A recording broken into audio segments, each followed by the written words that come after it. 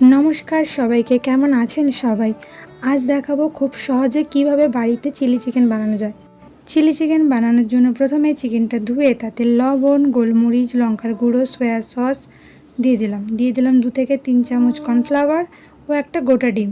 আমি কিন্তু আদা রসুনের পেস্ট দিয়েছি, কিন্তু সেটা ভিডিও করা হয়নি। আপনারা চাইলে দিতেও পারেন, নাও দিতে পারেন।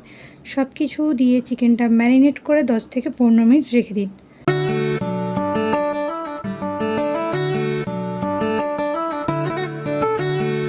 এরপর পেঁয়াজ, ক্যাপসিকাম, আদা, রসুন, কাঁচা লঙ্কা সব টুকটুক করে কেটে নেব।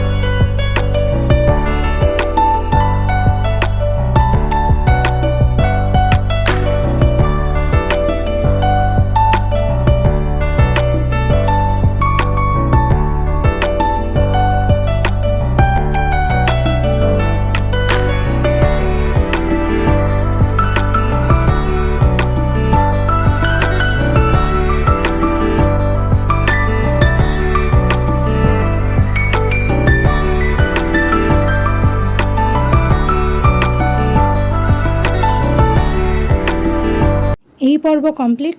এরপরে কড়াইতে তেল গরম করে ম্যারিনেট করা চিকেনটা ভেজে নেব। চিকেনটা ভালোভাবে ভাজা হয়ে গেলে ওই কড়াইতে আবারও কিছুটা পরিমাণ তেল দিয়ে দেবো ক্যাপসিকাম, পেঁয়াজ আর একটা শুকনো লঙ্কা।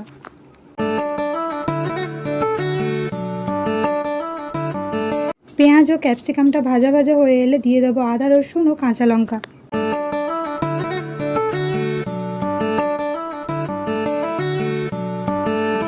আদা ও রসুনটা একটু লাল লাল করে ভাজা ভাজা হয়ে এলে দিয়ে দেবো চিকেন। বাস, সব কিছু একসঙ্গে মিক্স করে খুন্তিটা একটু এদিক ওদিক করে নিই।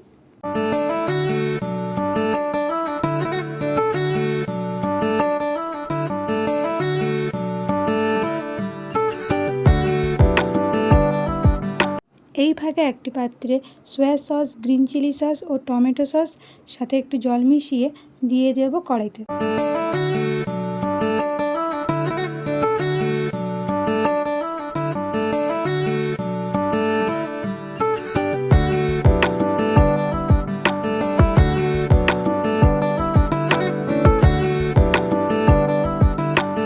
চিকেনটা সেদ্ধ হয়ে এলে জলের সঙ্গে কর্নফ্লাওয়ারগুলো দিয়ে দেবো।